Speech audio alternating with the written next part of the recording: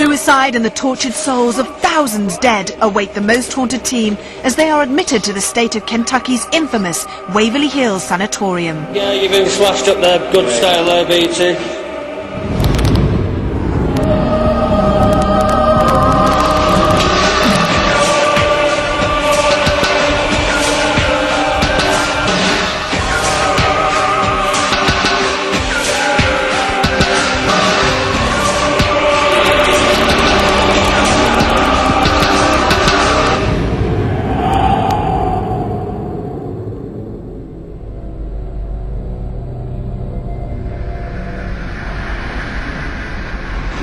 Hello, I'm Yvette Fielding, and this week I've brought my team to a truly terrifying location, filled with pain, suicide and death, known to many as the Mount Everest of haunted places.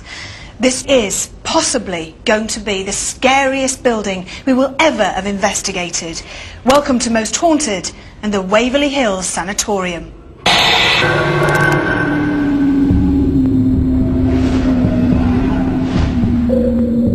Waverly Hills Sanatorium opened its doors in 1926 for the treatment of tuberculosis. In the 19th and early 20th century, the highly contagious and incurable lung disease TB was rife in America. Low-lying Louisville in Kentucky was one of the worst affected areas, and the vast aspect of this sanatorium reflects the sheer magnitude of the epidemic. While it is true to say that many patients survived, horrific deaths were a daily occurrence at the Waverly. In 1928, the head nurse of the hospital was found hanged with no obvious reason. It was assumed she was pregnant. Some 4 years later, another nurse that worked in room 502 committed suicide. Reports began to circulate that there was an evil presence at the hospital. Over the following decades, the facility was used as a geriatric respite home, though crippling budget cuts in the 1960s and 1970s saw patient care rapidly decline, with stories of maltreatment widely discussed. In 1982, the state of Kentucky finally closed the sanatorium for good. Since then, the combination of weather, vandalism and a lack of care have left Waverly Hills as the vacuous hulk it is now.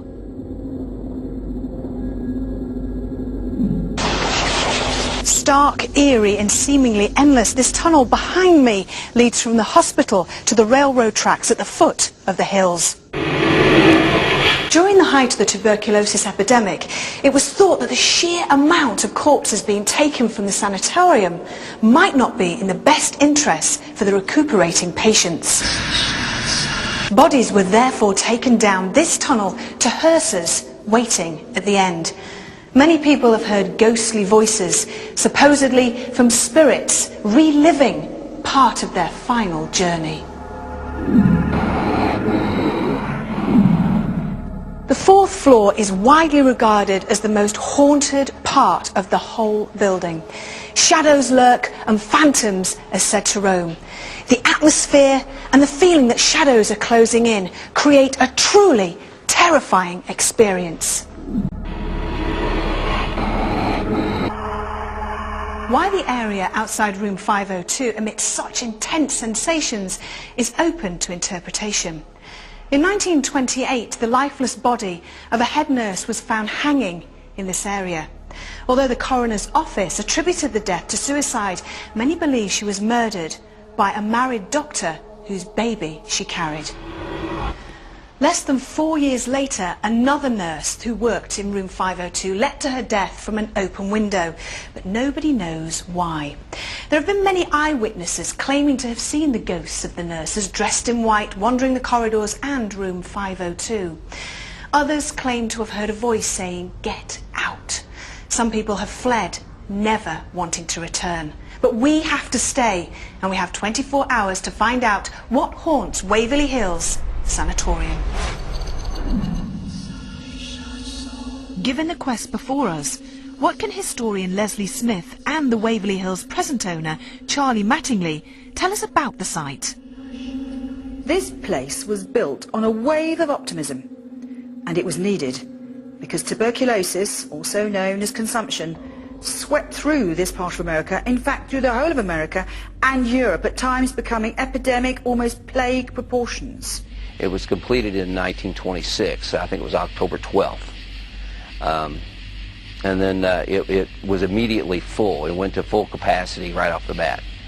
Tuberculosis was in its main swing. In between the First and Second World Wars, it was a white plague, and it was a big problem. It was a major cause of death in America. People in this area have died, whole families, whole communities wiped out by the thousands.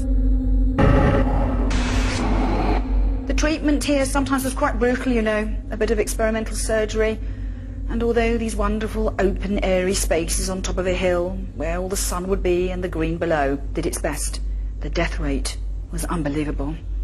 At one point there were people dying 1 hour, 24 hours a day, 7 days a week.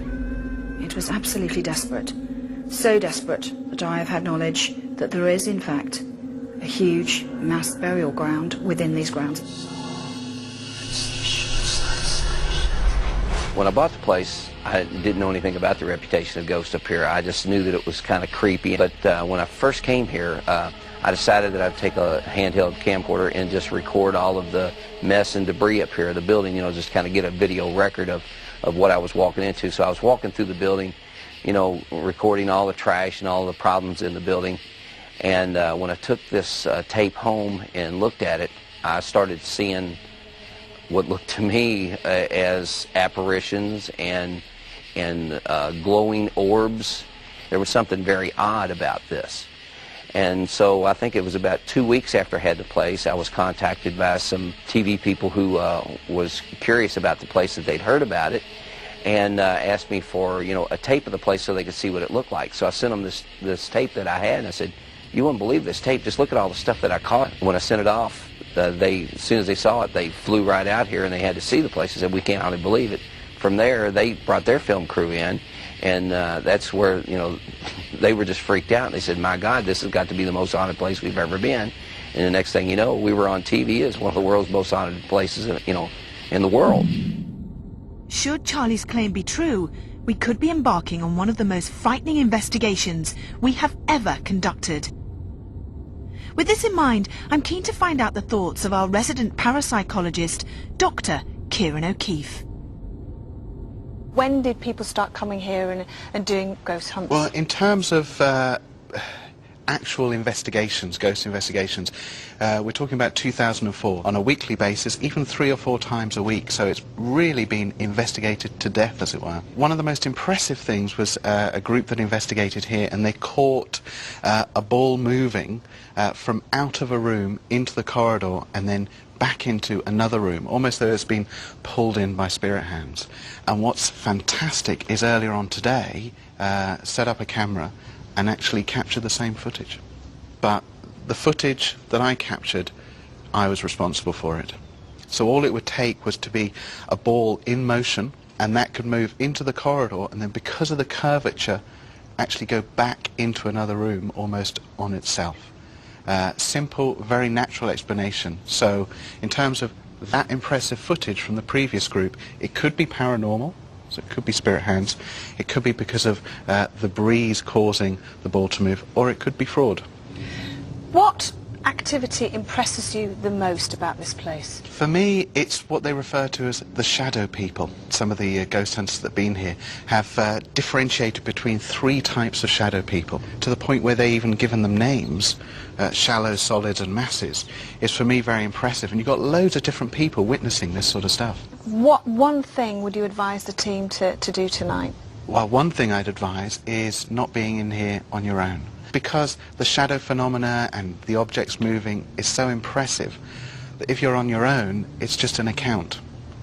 It would be great if we got 2 people on a vigil and they both witness the same thing. They both witness a shadow, because then it's not corner of the eye. That makes me feel so much better when you say there's to be no lone vigils. Joined by medium and psychic artist Brian Shepherd, the Most Haunted team prepared to investigate the Waverly Hills Sanatorium. In the coming hours of darkness, what lies in wait for us within this sinister structure? Who's it filled with? Just the patients that were here, I suppose. Just lots of people crying out. So these patients, they're trapped here? Yeah, But I don't believe they know they're dead. Oh, really? Someone can't hang in here? You all right? Why are you spitting? Blood or sulfur?